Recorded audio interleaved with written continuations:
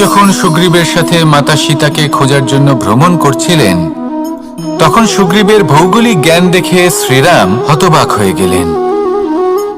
তখন সুগ্রীব বললেন যে যখন বালির হাত থেকে উনি পালাচ্ছিলেন, নিজের প্রাণ বাঁচিয়ে পালাচ্ছিলেন, উনি তখন অনেক জায়গায় গেছিলেন, কিন্তু কোথাও যেন উনি যোগ্য আশ্রয় খুঁজে পাচ্ছিলেন না। বালি সুগ্রীবের প্রাণ হরণ করতে চাইছিল, ওকে শেষ করে দিতে চাইছিল, আর সুগ্রীব শুধু নিজের প্রাণ বাঁচিয়ে পালাতে চাইছিল। এক স্থান থেকে অন্য স্থানে, সেই স্থান থেকে আবার আরেক স্থানে।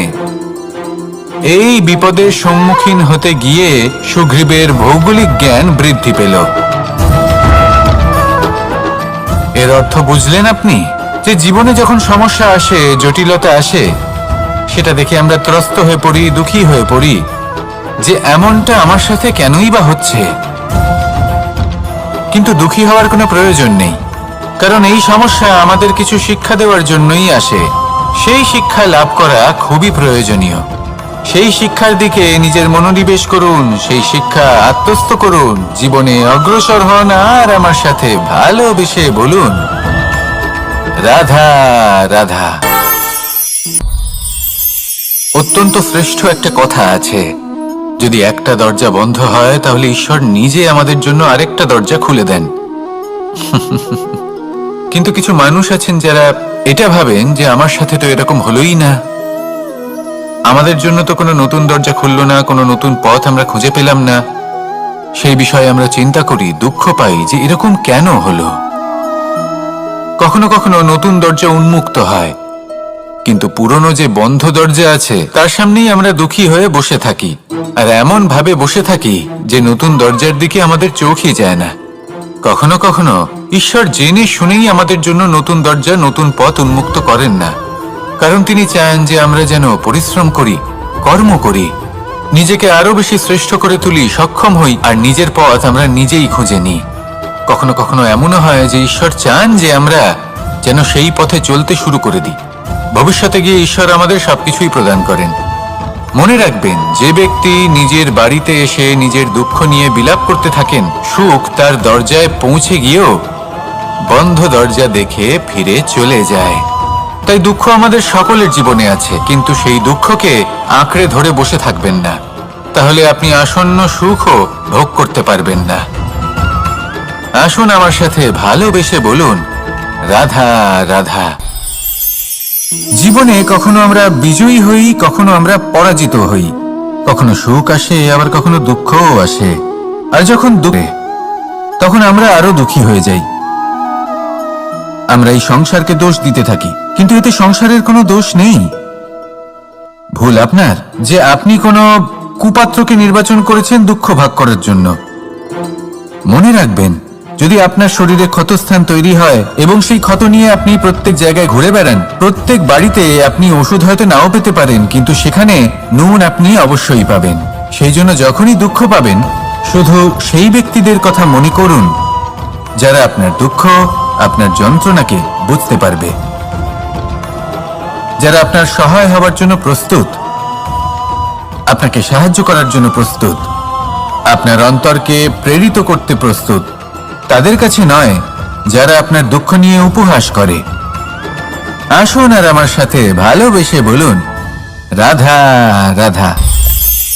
প্রত্যেক মানুষ সাফল্যের শিখরে পৌঁছতে চান, প্রত্যেকেই তার জন্য চেষ্টা করেন, প্রত্যেকেই এটা চান যে নিজের নিজের ক্ষেত্রে আমি সর্বোচ্চ শিখরে পৌঁছব। এবার সবসময় আমাদের প্রতিভা পূর্ণরূপে আমাদের সহায়ক হতে পারে না। কখনো কখনো আমরা সেই কাজ একা করতে পারি না, কখনো কখনো আমাদের সাহায্যের প্রয়োজন পড়ে। আর ঠিক এমন সময় বেশিরভাগ মানুষ ভুল করে ফেলেন। আর ভুল হলো এটাই যে কিছু ব্যক্তি এতটাই তাড়াতাড়ি সাফল্যের শিখরে পৌঁছতে চান যে কারোর হাত ধরে পরবর্তী সিঁড়িতে ওঠার বদলে তিনি কারোর পা ধরে ওপরে যাওয়াটাই শ্রেয় বলে মনে করেন। এবার সাফল্য দুজনেই লাভ করেন, কিন্তু কাহিনীর এখানে সূত্রপাত ঘটে। যে ব্যক্তি কারোর হাত ধরে ওপরে পৌঁছন, সে অন্যের জন্য নিজের হাতটা বাড়িয়ে দেন, তাকে সাহায্য করেন, তাকে প্রেরণা প্রদান করেন। নতুন সম্পর্ক তৈরি হয়, বন্ধুত্বের বৃদ্ধি ঘটে, এবং এই শ্রেষ্ঠ সম্পর্কগুলির সাথে উনি শ্রেষ্ঠ জীবন যাপন করেন। অন্যদিকে সেই ব্যক্তি যে কারোর পা ধরে সাফল্য অর্জন করেছিলেন, সেই ব্যক্তি শুধু একজন দাস হয়ে থেকে যান।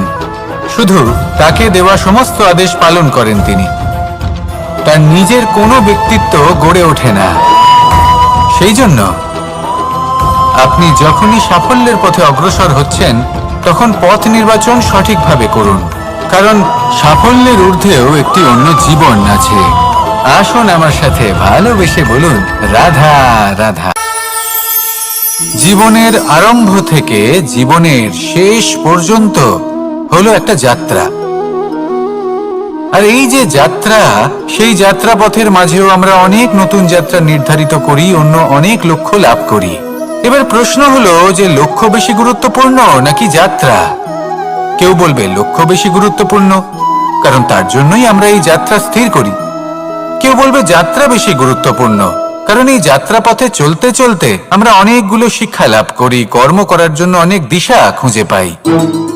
এবার লক্ষ্য এবং যাত্রা এই দুই গুরুত্বপূর্ণ, কিন্তু আরো একটা তথ্য আছে অত্যন্ত গুরুত্বপূর্ণ, যেটা বুঝে নেওয়া খুব প্রয়োজনীয়। আর সেটা হলো আপনার জীবন সাথী। সেই সাথী যে জীবনের সব পদক্ষেপে আপনার সাথে চলবে, আপনার সাথে থাকবে। সেই ব্যক্তির মধ্যে যদি করুণা থাকে, ভালোবাসা থাকে, তাহলে সে আপনাকে সাহায্য করবে, আপনার জন্য আপনার লক্ষ্য নির্ধারণ করবে, আপনাকে জীবনে একটা উচ্চ স্তরে নিয়ে যাবে।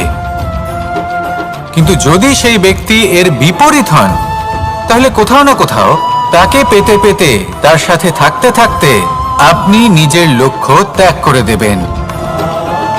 তাই পথ এবং লক্ষ্য এই দুই নির্বাচন করুন, কিন্তু যখন আপনি জীবন সাথী নির্বাচন করবেন, তখন কিছুটা সাবধানে, না হলে আপনার অভিজ্ঞতা সুখময় নয়, অত্যন্ত দুঃখজনক হতে পারে।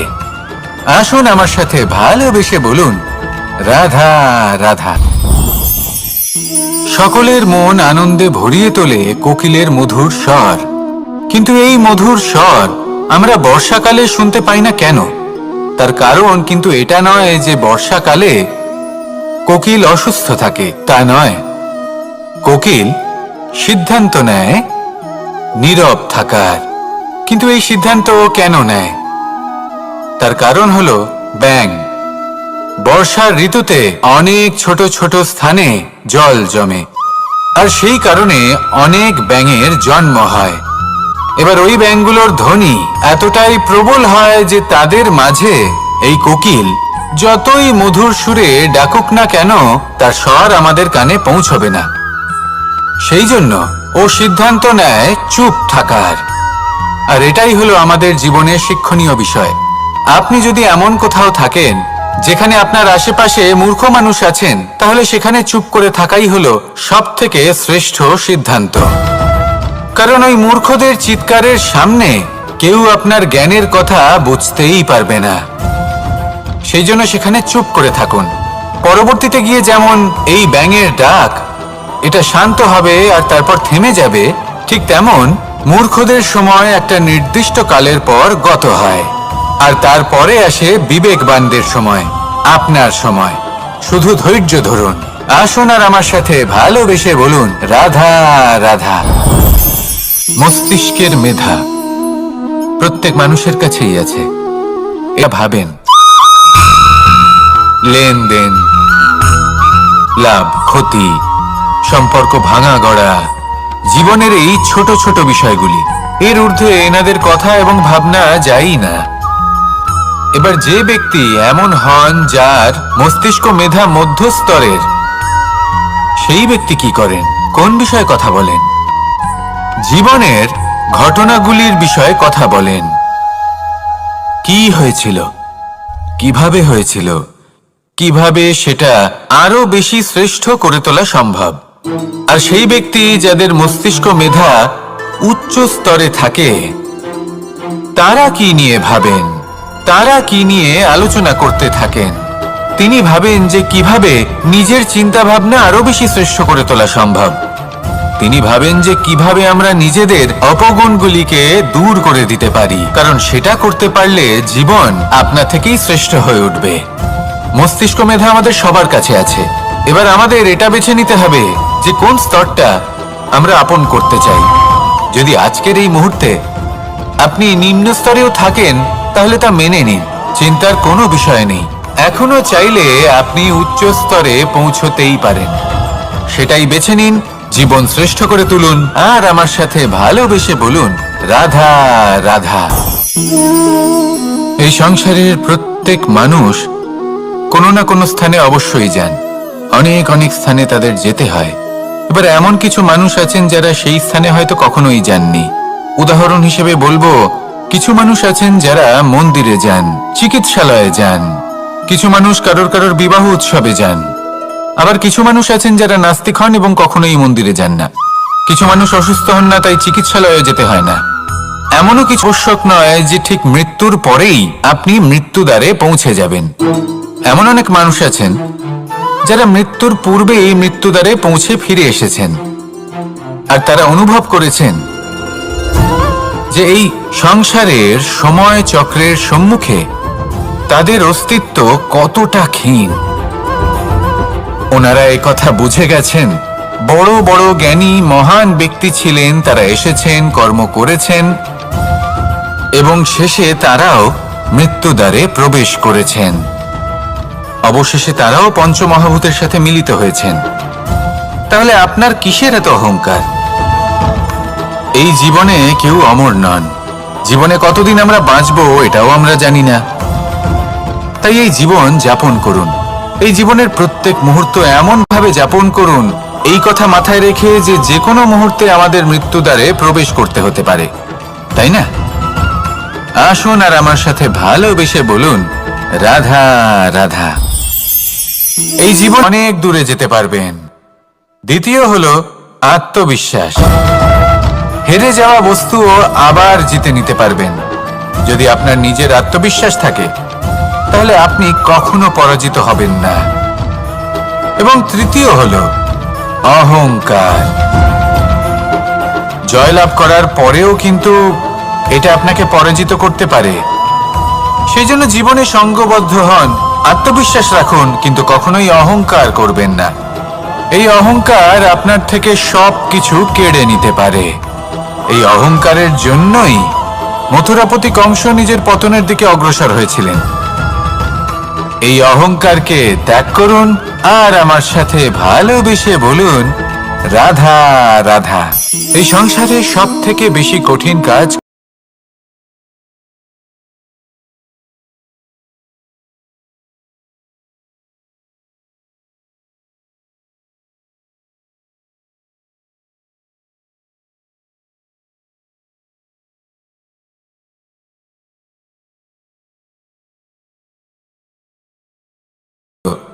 তপস্যা করা, অর্থাৎ সব কিছু ত্যাগ করে তপস্যায় নিজেকে বিলীন করে দেওয়া। এবার এর থেকে বেশি কঠিন এই সংসারে আর কি বা হতে পারে?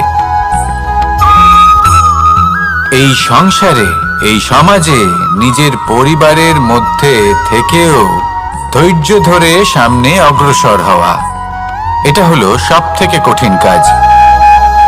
কারণ যখন আপনি তপস্যা করেন তখন সেখানে আপনার ধৈর্য ভাঙার মতো কেউ থাকেন না, না কোনো বন্ধু, না কোনো আত্মীয়, না কোনো শত্রু, কেউ না। কিন্তু যখন আপনি এই সমাজে, এই পরিবারে থাকেন, কোনো না কোনো ব্যক্তি এসে আপনার ধৈর্যের বাঁধ ভেঙে দেওয়ার ক্ষমতা রাখেন। তারা আপনার ধৈর্যের বাঁধ ভেঙে দেয়, আর কখনো কখনো তারা অনিচ্ছাকৃতভাবেই সেটা করে থাকেন।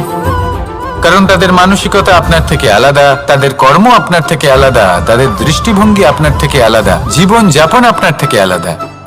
সেক্ষেত্রে আপনি ধৈর্যচ্যুত হন, প্রসন্নতা আপনার থেকে ছিনিয়ে নেওয়া হয়।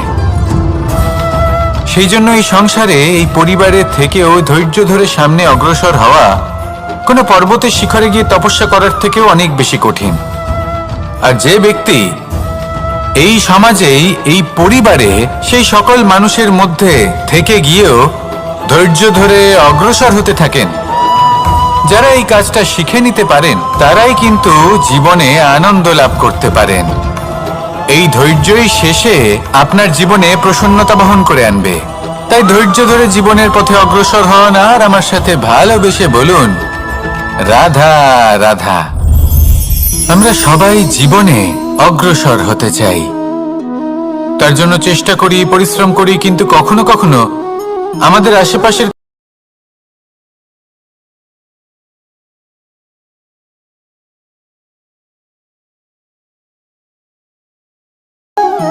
এর অর্থ কি তার মানে এটা যে আমাদের কোনো খামতি ছিল বা আমরা কোনো ভুল করে ফেলেছি? না, বেশিরভাগ সময় আমাদের কোনো ভুল থাকে না, আমাদের কোনো খামতিও থাকে না। শুধু একটা ছোট্ট বিষয় আছে যেটা আমরা বুঝতে পারি না। আমরা চেষ্টা করি অন্যদের জীবনযাত্রা দেখতে। আমরা দেখতে চেষ্টা করি যে তাদের জীবনে তারা কিভাবে এগিয়ে চলেছেন, অগ্রসর হওয়ার জন্য ওনারা কি কি করছেন, আর যা করছেন তাতে ওনারা কিভাবে উপকৃত হচ্ছেন। আমরা চেষ্টা করি তাদের জীবনযাত্রার দিকে তাকানোর, ওনাদের গতিবিধির দিকে নজর দেওয়ার এবং সেটা বুঝতে চেষ্টা করার। সেই জন্যই আমরা পিছিয়ে পড়ি। জীবনে যদি আপনি এগোতে চান তাহলে আপনাকে নিজের নজর সামনের দিকে রাখতে হবে, পদক্ষেপও সেই অনুযায়ী নিয়ে সামনে এগোতে হবে। নিজের গতিবিধি লক্ষ্য করুন, নিজের পরিকল্পনা বিচার করুন, নিজের চেষ্টা, নিজের অভিজ্ঞতার দিকে নজর দিন, আর সেই মতো অগ্রসর হন। এমন কোনো সাফল্য নেই যে আপনি লাভ করতে পারবেন না। আসুন আমার সাথে ভালোবেসে বলুন, রাধা রাধা। পরিস্থিতি আসে যাতে আপনি হয়তো দুঃখ পেলেন, কষ্ট পেলেন এবং সেটা বদলাতে চান, তাহলে তা বদলানোর চেষ্টা করুন। যদি অসফল হন তাহলে আবার চেষ্টা করুন, নিরন্তর চেষ্টা করুন। কিন্তু যদি না করতে পারেন তাহলে মেনে নিন যে এই পরিস্থিতি বদলানো সম্ভব নয়। সেই পরিস্থিতিকে বদলানোর চেষ্টাকে ত্যাগ করে দিন। যদি চান তাহলে সেই পরিস্থিতি থেকে দূরে চলে যেতে পারেন, কিন্তু নিজেকে প্রসন্ন রাখুন। আপনার এই শরীর, এই মন, এই জীবন আপনি লাভ করেছেন, তাই আপনার কর্তব্য হলো নিজের যত্ন নেওয়া, নিজেকে প্রসন্ন রাখা। আপনি যদি নিজেকে প্রসন্ন রাখেন তাহলেই এই সংসারকে আপনি প্রসন্ন রাখতে চেষ্টা করতে পারবেন। তাহলে প্রসন্ন থাকুন আর মনে এই প্রসন্নতা নিয়ে বলুন, রাধা রাধা। এই হাঁড়িটাকে দেখুন, এই হাঁড়িটা মাটি দ্বারা নির্মিত, আর এই বস্তুটি আমার খুবই প্রিয়। ছোটবেলায় মা এই হাঁড়িতেই মাখন বানিয়ে রাখতেন, কিন্তু যেই আমি সুযোগ পেতাম আমি সেই হাঁড়ি ভেঙে সমস্ত মাখন খেয়ে ফেলতাম। কিন্তু আমার মনে হয় একটা বিশেষ ব্যাপার আছে, যখনই এটার মধ্যে মাখন রাখা হতো তখন মাখন ঠান্ডা হয়ে যেত। আর আমি ভাবতাম এটা কিভাবে সম্ভব হতে পারে, যেখানে এটা নিজেই নির্মিত হয়েছে আগুনে তপ্ত হয়ে। এটা নির্মিত হয়েছে এইভাবেই, কিন্তু এর ভেতরে সবই শীতল থাকে। এটা কিভাবে সম্ভব? এটা এই কারণে সম্ভব কারণ এই হাঁড়ি এমন কিছু জানে যেটা জানা আমাদের জন্য খুব প্রয়োজনীয়। যার জন্ম হয়েছে মাটি থেকে, যার ভবিষ্যৎ হলো মাটি, আর ভেঙে যাওয়ার পরে যা কি সেই মাটিতেই মিশে যেতে হবে, তার নিজের অন্তরে অহংবোধের উত্তাপ ধরে রেখে কি লাভ? এটাই হলো জীবনের একটি সার কথা, যেটা আমাদের সকলকে বুঝতেই হবে, শিখতে হবে, যাপন করতে হবে। আর যখন আপনি উপলব্ধি করবেন যে আপনি নশ্বর, যখন উপলব্ধি করবেন যে আপনার জন্মের আগেও আপনার কোনো অস্তিত্ব ছিল না,